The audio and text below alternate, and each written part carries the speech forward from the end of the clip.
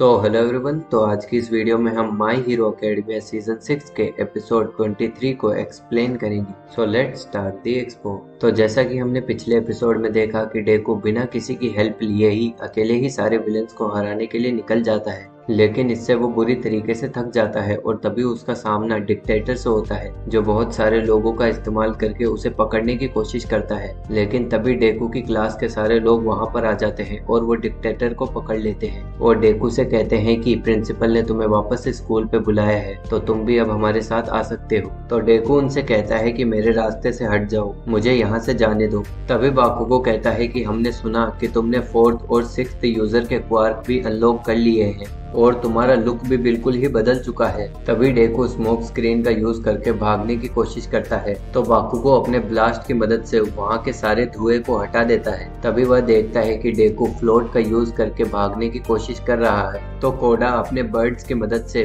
डेकू को रोकने की कोशिश करता है और कहता है कि भागने की कोशिश मत करो। तभी डेकू अपनी ब्लैक वाइप का यूज करके भागने की कोशिश करता है, लेकिन सेरो अपनी टेप की मदद से उसके ब्लैक वाइप को मोड़ देता है। तो डेकू उसकी टेप को तोड़कर वहां से भाग रहा होता है। तभी जीरो उसके पीछे से हार्ट बीट वॉल को यूज करती है, लेकिन डेकू उसके अटैक की स्पीड से भी ज्यादा तेज से चलता है और वहां से निकल जाता है। तभी जीरो डेकू से कहती है कि ये कोई ज्यादा इम्पोर्टेंट नहीं है, लेकिन तुमने स्कूल फेस्टिवल के दौरान मेरी नोट्स बनाने में बहुत ज्यादा मदद करी थी। वो ये बोल ही रही होती है कि तभी वो जीरो डेकू को अपनी टेल की मदद से पकड़ लेता है और डेकू से कहता है कि क्या तुम्हें याद है जब तुमने स्पोर्ट्स फेस्टिवल के दौरान शिंसो से लड़ाई करी थी। मैं भूला नहीं हूँ कि तुम मेरी भलाई के लिए कैसे पागल हो गए थे, इसीलिए मैं तुम्हें अकेले इस तरीके से सबके लिए लड़ाई करने नहीं दूंगा। तो डेकू जवाब देता है कि मैं ठीक हूँ, लेकिन तुम लोग खतरे में हो। ऑल फॉर वन तुम्हें भी मार देगा, इसीलिए मैं तुम्हें छोड़ के आ गया था। यह कहकर वह ओजिरो की टेल से आजाद होने ही वाला होता है कि तभी तोकोयामी उसे अपने डार्क शेडो की मदद से एक बिल्डिंग के अंदर गिरा देता है और उसे वहीं पकड़ कर रखता है। मीनवाइल सातो उससे कहता है कि तुम्हारे पास जरूर कोई स्पेशल पावर होगी, लेकिन तुम्हारी फीलिंग्स भी बिल्कुल हमारी तरह ही है। उसके बाद डेकू वापस से खड़ा होने की कोशिश कर रहा होता है। तभी याओयोरोजू उसे अपने एक स्लीपिंग डिवाइस की मदद से पकड़ लेती है और उसे शांत करने की कोशिश करती है, लेकिन डेकू उसे तोड़ देता है और कहता है कि तुम्हें और मुझे परेशान करने की जरूरत नहीं है, इसीलिए मुझे जाने दो। ये कहकर वह उसके डिवाइस को तोड़ देता है। तभी कामिनारी आके उसे पकड़ लेता है और डेकू से कहता है कि मुझे पता है अभी तुम्हारे लिए सबसे ज्यादा इम्पोर्टेंट वन फॉर ऑल है, लेकिन तुम मेरे फ्रेंड हो, इसीलिए मैं तुम्हारे ना चाहते हुए भी तुम्हें वापस ले जाऊंगा। वो ये बोल ही रहा होता है कि तभी शोजी उन दोनों को एक इलेक्ट्रिकल टेप से बांध देता है, जिसके बाद तोकोयामी वहां पर आता है और कहता है कि इस जगह पर बहुत ज्यादा अंधेरा है। यह कहकर वह अपने डार्क शेडो को रैग्नारोक मोड पर यूज करता है और उन दोनों को और भी ज्यादा जोर से बांध देता है। फिर वो सब लोग डेकू से कह रहे होते हैं कि हमारे साथ वापस चलो, लेकिन तभी डेकू वन फॉर ऑल की पावर यूज करता है और उस बिल्डिंग को तोड़कर वहां से निकल जाता है। यह देखकर तोकोयामी कहता है कि मुझे विश्वास नहीं हो रहा कि उसने रैग्नारोक को तोड़ दिया, तो क्या ये वन फॉर ऑल की पावर है। मीनवाइल डेकू वहां से भागते हुए सोचता है कि मुझे पता है कि तुम सब लोगों को मेरी चिंता हो रही है, क्योंकि डेंजर सेंस जो कि मुझे किसी भी डेंजर या बुरी चीज पे अलर्ट कर देता है वो एक्टिवेट नहीं हो रहा है, इसीलिए मुझे जाने दो, मैं बिल्कुल ठीक हूँ। वो ये सोचते हुए वहां से भाग रहा होता है। तभी शोटो एक आइस की वॉल बनाता है जिसमें डेकू फंस जाता है। उसके बाद शोटो डेकू से कहता है कि ये किस तरह का चेहरा बना रहे हो, क्या तुम्हारी रिस्पॉन्सिबिलिटी तुम्हें रोने के लिए अलाउ नहीं कर रही है, तो तुम उस रिस्पॉन्सिबिलिटी को मेरे साथ शेयर कर सकते हो। मीनवाइल असुई भी वहां पर आ जाती है और डेकू से कहती है कि हम तुम्हें नहीं जाने देंगे, तुम हमारे फ्रेंड हो, इसलिए अगर तुम किसी कॉमिक के हीरो बनने जा रहे हो तो हम तुम्हें अकेले नहीं जाने देंगे। मीनवाइल किरिशिमा एंडेवर से कहता है कि हमने इसे हरा दिया है और मैंने इसे इस आइस से बाहर निकाल दिया है, जिसके बाद एंडेवर डिक्टेटर को देखकर कहता है कि यह जरूर अकेले काम नहीं कर रहा होगा, इसीलिए जाओ और हॉक्स और बाकी सब लोगों की इस एरिया को सिक्योर करने में मदद करो। तभी किरिशिमा डेकू की तरफ देखकर कहता है कि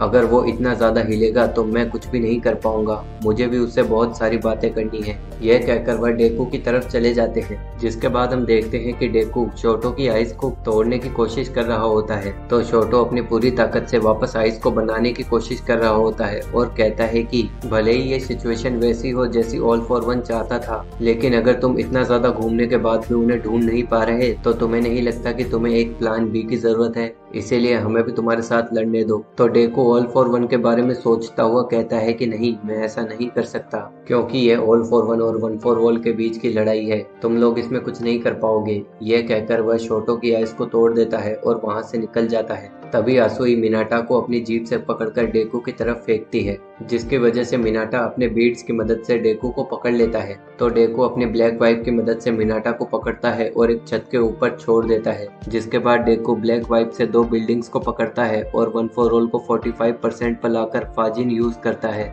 और वहां से निकलने ही वाला होता है कि तभी उराराका वहां पर आ जाती है और उसे पकड़ने ही वाली होती है, लेकिन तभी डेकू फाजिन का यूज करके वहां से निकल जाता है। उसके बाद शोटो बर्फ की एक दीवार बनाता है, फिर एसिडो अपने क्वार्क का यूज करके एक एसिड मैन बनाती है, जिसमें बाकुगो और छोटो बैठे होते हैं और सब लोग उन्हें पुश कर रहे होते हैं ताकि वो बहुत ज्यादा तेज स्पीड से जाएं और डेकू को पकड़ ले। फिर शोटो अपनी स्पीड बढ़ाने के लिए अपनी हीट का इस्तेमाल करता है और साथ ही साथ उराराका अपनी जीरो ग्रेविटी का यूज करके उनकी ग्रेविटी बिल्कुल कम कर देती है। तभी शोटो वहां से नीचे उतर जाता है और बाकुगो अपने एक्सप्लोजन की मदद से अपनी स्पीड और भी ज्यादा बढ़ा लेता है, जिसके बाद वह सोच रहा होता है कि मुझे अभी तुमसे बहुत सारी चीजें कहनी है, लेकिन फिलहाल मैं इस आदमी के बाद तक का इंतजार कर लूंगा जिसकी बॉडी स्पीड बनाने के लिए ही बनी है। उसके बाद हम देखते हैं कि उस एसिड से ईडा बाहर निकलता है, जो कि अपने टर्बो इंजन का यूज कर रहा होता है और अपनी स्पीड की वजह से वो डेकू को पकड़ने में कामयाब हो जाता है। उसे देखकर डेकू कहता है कि मुझे जाने दो। तो ईडा जवाब देता है कि मैं एक लॉस्ट चाइल्ड का हाथ कैसे छोड़ सकता हूँ, जब किसी को तुम्हारी जरूरत ना हो तभी उसकी मदद करना ही एक हीरो की पहचान है।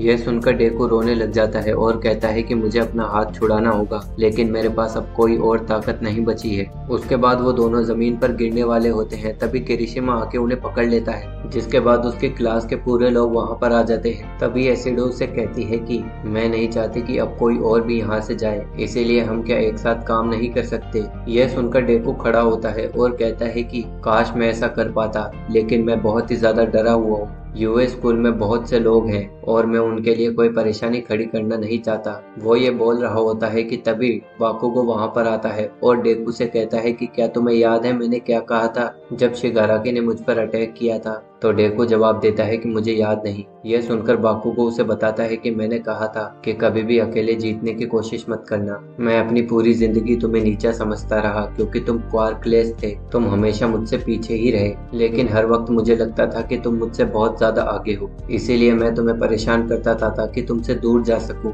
मैं हर वक्त तुम्हें रिजेक्ट करके बड़ा बनने की कोशिश करता था, लेकिन हर बार मैं तुमसे हार जाता था। यूएस स्कूल में आने के बाद भी कुछ नहीं बदला। मैं हर वक्त देखता था कि तुम कितने ज्यादा स्ट्रॉन्ग हो और मैं कितना ज्यादा वीक। यह कोई ऐसी चीज नहीं है जो तेज चिल्लाने से बदल जाएगी, लेकिन मैं ऐसा ही महसूस करता हूँ, इसीलिए sorry for everything. One for all मिलने के बाद अभी तक तुमने जो कुछ भी किया है वो सब लोगों के लिए सिर्फ एक आइडल है, लेकिन अभी तुम ठीक नहीं हो। यहाँ पर एक ऐसी वॉल है जिसे तुम सिर्फ आइडल्स की मदद से पार नहीं कर सकते, इसीलिए जिन चीजों को तुम नहीं संभाल सकते उन्हें हम संभालेंगे। यह सुनकर डेकू कहता है कि तुम सब लोग पहले ही मुझे पीछे छोड़ चुके हो, तुम लोग मुझसे बहुत ज्यादा आगे हो। यह कहकर वह नीचे गिरने वाला होता है, तभी बाकुगो उसे पकड़ लेता है। फिर डेकू बेहोश हो जाता है और जब वह अपनी आंखें खोलता है तो वो 13 को अपने सामने देखता है, जो उससे कहता है कि अभी तक हमने इस कंट्री के बहुत से लोगों को शेल्टर्स में इवैक्यूएट कर दिया है और अब तक तुम बाहर से हमारी जो मदद कर रहे थे वो अब बाकी हीरोज या फिर पुलिस कर रहे हैं। मीनवाइल डेकू यूए स्कूल को देख रहा होता है, तभी सेरो उसे बताता है कि ये यूए बैरियर है। तुम जब इसके सिस्टम के बारे में सुनोगे तो बिल्कुल सरप्राइज हो जाओगे।